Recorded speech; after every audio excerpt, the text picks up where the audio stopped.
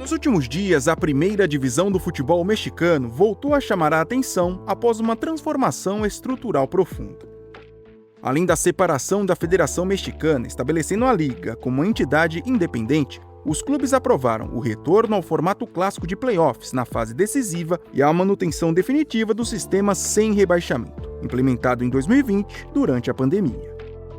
Dessa forma, a elite do futebol mexicano caminha para um modelo cada vez mais próximo ao da Major League Soccer, baseado no conceito de franquias, priorizando a estabilidade financeira em vez do desempenho esportivo.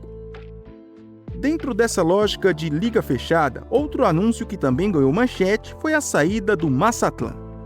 A franquia, que originalmente pertencia ao Monarcas Morelia, agora passa às mãos do tradicional Atlante, que retorna à elite após mais de uma década. Esse movimento não apenas evidencia o distanciamento do mérito esportivo, mas escancara o fracasso da franquia, tornando-se um símbolo claro das limitações e riscos desse modelo de gestão. No vídeo especial de hoje, vamos explicar o porquê essa atual franquia tem sido apontada como a pior da história do futebol mexicano.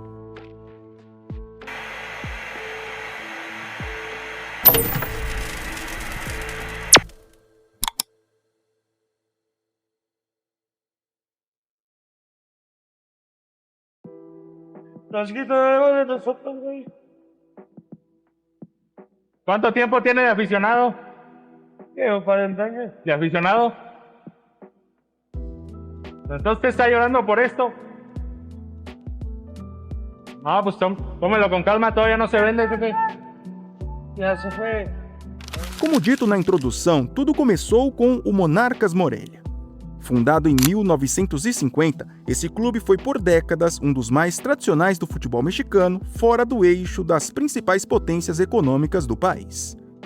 Além de ter vencido uma vez a primeira divisão, o time ainda ficou quase 40 anos consecutivos na competição. Já no âmbito internacional, foi 2 vezes vice-campeão da Liga dos Campeões da CONCACAF e aqui na América do Sul participou de edições da Copa Libertadores, em um período em que os clubes mexicanos eram convidados para o torneio. No entanto, para compreender o desfecho do clube, é necessário olhar para sua transformação fora de campo.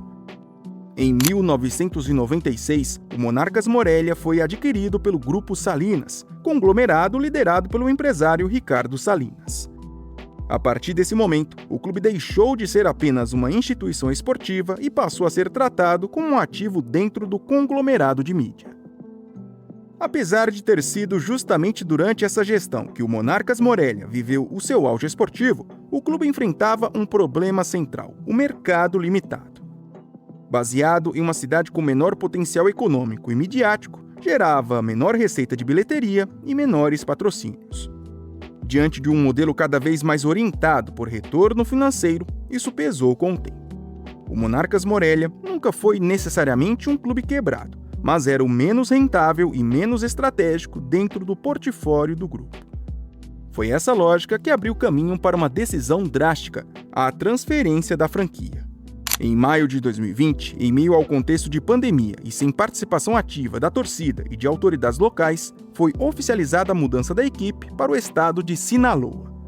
A operação não foi tratada como uma venda tradicional de clube, mas sim como uma realocação da franquia dentro do próprio Grupo Salinas. O caso se tornou um dos exemplos mais emblemáticos do impacto do modelo de franquias no futebol mexicano, onde a continuidade histórica de um clube pode ser interrompida independente de sua relevância esportiva ou cultural.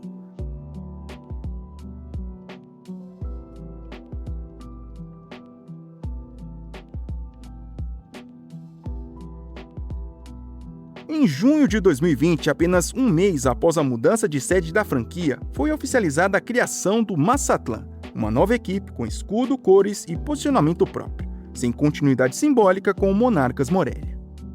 A operação foi tratada como um movimento que estava inserido em um contexto mais amplo de investimento da cidade de Mazatlán, que passava por um processo acelerado de expansão turística e urbana. Relatórios da imprensa mexicana na época indicavam que o projeto do novo clube estava diretamente associado a incentivos econômicos e estruturais oferecidos pela região. Na época, o governo de Sinaloa já tinha gastado quase 1,5 bilhão de pesos mexicanos em estádios de futebol e de beisebol. Só no estádio El Encanto, que acabou sendo a casa do Mazatlán, foram quase 700 milhões. Infelizmente, no campo esportivo, o desempenho do Mazatlán desde sua estreia na elite mexicana não acompanhou o nível de investimento realizado em sua estrutura. O clube sempre apresentou campanhas irregulares, com dificuldade de se consolidar entre as equipes mais competitivas da liga. Em resumo, o Mazatlán frequentemente ocupou as posições na parte inferior da tabela. A instabilidade também se refletiu na condução técnica e na montagem do elenco.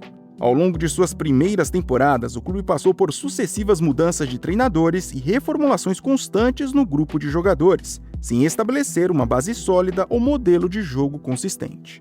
Esse cenário dificultou a construção de uma identidade esportiva, elemento fundamental para equipes em processo de consolidação.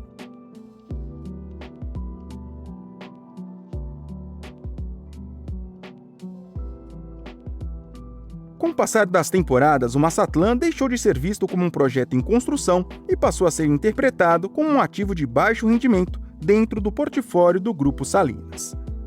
Esse cenário levou ao surgimento de discussões. A possibilidade de uma nova reconfiguração, seja por venda, posicionamento ou transferência, passou a ser tratada como uma consequência natural.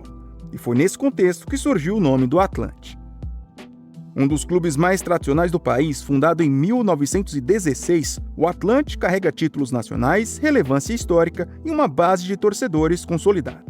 Ainda assim, nos últimos anos, esteve distante da elite, disputando a Liga de Expansão.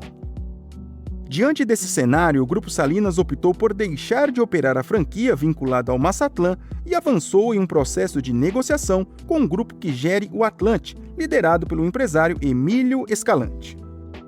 A operação envolveu a transferência e, na prática, a comercialização do certificado de membro da Liga Mexicana, o ativo que garante o direito de participação na primeira divisão.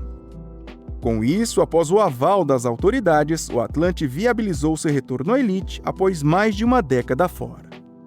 Já o Mazatlán simplesmente deixou de existir, encerrando um ciclo curto, marcado por expectativas altas e resultados limitados.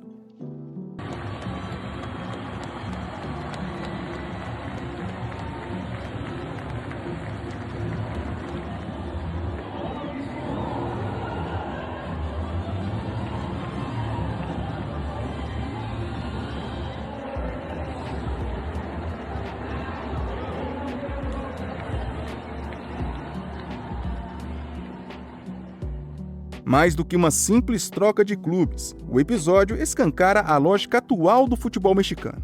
A vaga na elite deixou de ser exclusivamente conquistada dentro de campo e passou a ser tratada como um ativo estratégico, negociável e reposicionável. Se você gostou do vídeo e ainda não é um inscrito, por favor se inscreva no Gol de Canela. Até mais!